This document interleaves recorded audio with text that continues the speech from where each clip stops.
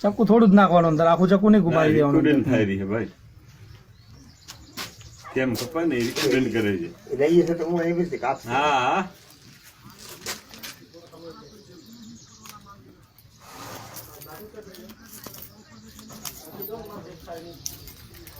ક્યાંથી ચાકુ આગળ જો ઉપરથી આટલી જગ્યાએ હવે ને ચાકુ આગળ આ ધારી છે ને, જે ધારી આવી ઊભી આવે ને ધારી, ત્યાંથી ચક્કુ ઘુમારવાનું.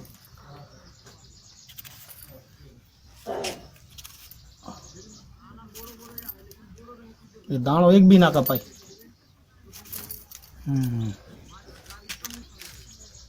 અડધો દાણા કાપી નાખે અમારે છોરા કાપે.